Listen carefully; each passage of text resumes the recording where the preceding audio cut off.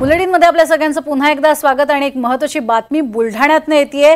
जिल्ह्यातल्या मेहकरमध्ये 144 कलम लागू करण्यात आले। मेहकर शहरातील माळीपेठ भागामध्ये रात्री जाळपोळ आणि दगडफेक झाली आहे। 2 गटात तुफान राडा झालाय। 3 ते 4 गाड्या जाळण्यात आलेल्या आहेत। दगडफेक आणि जाळपोळ प्रकरणी पोलिसांनी 21 जणांना अटकही केली आहे। तर मेहकर शहरामध्ये कडकडीत असा बंद पाळण्यात आलेला आहे। आताची महत्त्वाची बातमी आपण पाहतोय। अधिक माहिती घेऊयात। अमोल गावंडे आमचे प्रतिनिधी सोबत आहेत। अमोल, काय नेमका हा सगळा प्रकार? नक्कीच निवडणुकीचा निकाल लागल्यानंतरच मेहकरमध्ये वातावरण तापायला लागले होतं।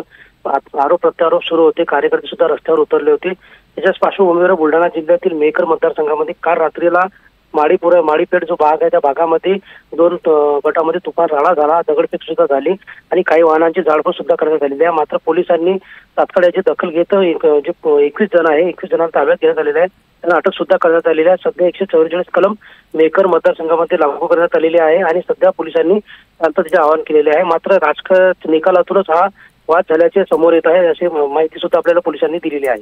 सध्या 144 कलम लागू आहे आणि मेहकरमध्ये सध्या शांततेचे आवाहन पोलिसांनी केलेले आहे।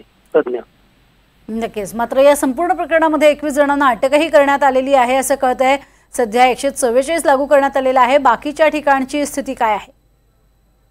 जिल्ह्यामध्ये संपूर्ण जिल्ह्यामध्ये शांतता आहे। मात्र मेहकर मतदारसंघातच रात्रीचा जो राडा झाला होता त्यामुळे पोलीस सुद्धा तैनात मोठ्या प्रमाणात पोलीस बंदोबस्त तैनात करण्यात आलेला आहे आणि 144 कलम सुद्धा लागू करण्यात आले आहे। 21 जणांना ताब्यात सुद्धा घेतलेला आहे।